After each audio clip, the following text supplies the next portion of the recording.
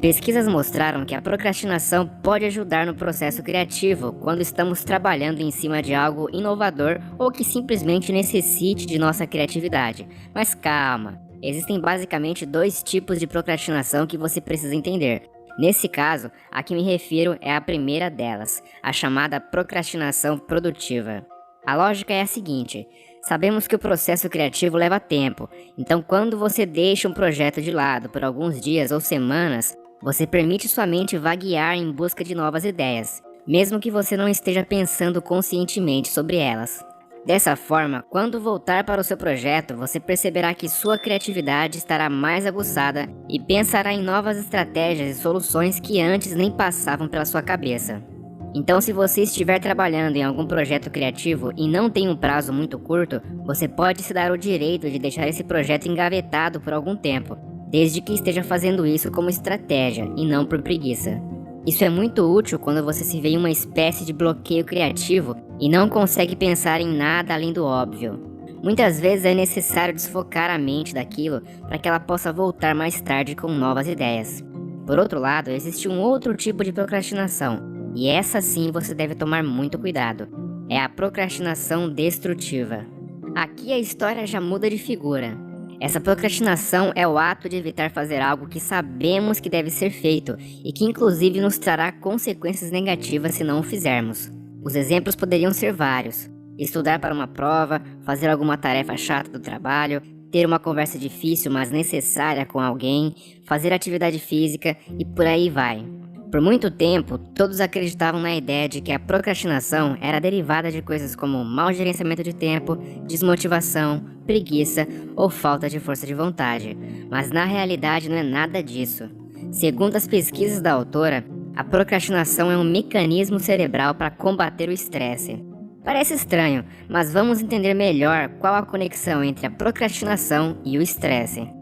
Um professor de psicologia da Universidade de Carleton, no Canadá, chamado Timothy Pickle, vem estudando sobre procrastinação por mais de 19 anos. E nesse tempo ele descobriu que o fator principal que ocasiona a procrastinação não é a vontade de evitar o trabalho, mas sim o estresse. A procrastinação é um desejo subconsciente de se sentir bem nesse exato momento e, como consequência, aliviar o estresse. No entanto, a maioria das pessoas que enfrentam dificuldades com isso dizem aos pesquisadores que é uma coisa na qual parece ser incontrolável, e pior que elas estão certas, porque não entendem o real motivo que os levam a procrastinar. Como disse lá atrás, nós procrastinamos por nos sentirmos estressados, não pelo trabalho que estamos fazendo, mas sim por algo de uma esfera maior, como problemas financeiros, divórcio, pressão social ou qualquer outro tipo de situação problemática.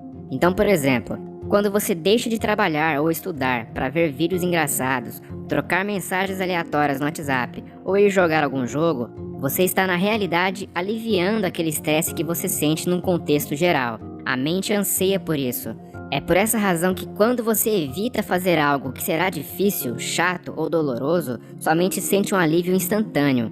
Por outro lado, quando você faz algo prazeroso, mesmo que prejudicial a médio e longo prazo, seu cérebro recebe uma dose de dopamina. Isso para ele é como um petisco é para o seu cachorro. Quanto mais ele recebe, mais frequentemente ele irá reproduzir certos comportamentos para recebê-lo novamente. Logo, quanto mais você procrastina, mais seu cérebro está sendo condicionado a fazer isso novamente. Mas aqui vem um problema. Apesar de você estar tendo um pequeno alívio ao se deliciar com prazeres momentâneos, com o tempo, o trabalho que você precisava ter feito se acumula e a quantidade de estresse aumenta ainda mais sobre você.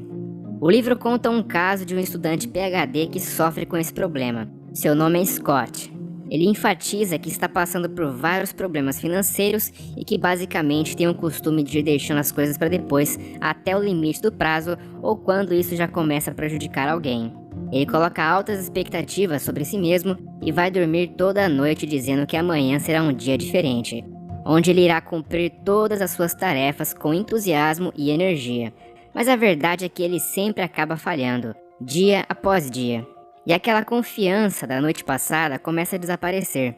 Ele simplesmente não se sente com vontade de fazer as coisas, mesmo sabendo que é capaz, e isso o deixa extremamente frustrado.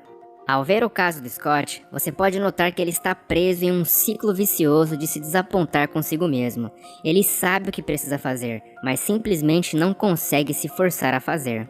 Em seu relato, ele enfatiza que está passando por vários problemas financeiros, e isso com certeza gera um grande estresse em sua vida. Logo, dá para supor que o motivo por trás da sua procrastinação é justamente aliviar um pouco desse estresse financeiro. Lembre-se que quando deixamos de fazer alguma tarefa difícil para fazer uma fácil, ganhamos um alívio, um prazer instantâneo e uma sensação de controle sobre a situação. Outra coisa importante é que ele disse que coloca muita expectativa sobre si mesmo.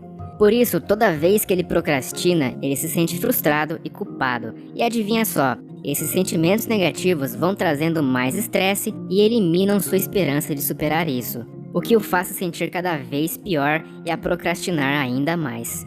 Mas a pergunta que fica é, como romper esse ciclo? Existem duas coisas que você precisa fazer.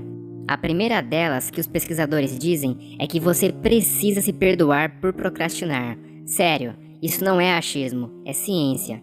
O Dr. Timothy Pickel, aquele que nós falamos agora há pouco, foi coautor de um artigo sobre como os estudantes que se perdoavam por procrastinar eram menos propensos a voltar a procrastinar em seu próximo teste.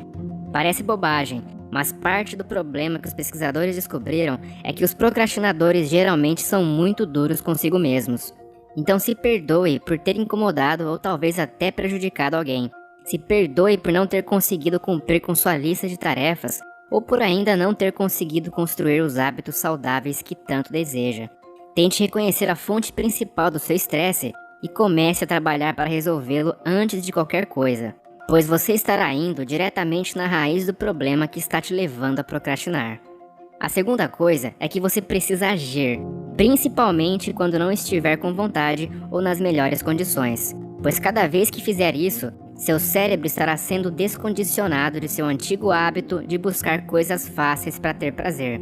Ele vai passar a entender que o prazer de fazer coisas difíceis é muito maior e mais satisfatório do que o prazer de fazer coisas fáceis.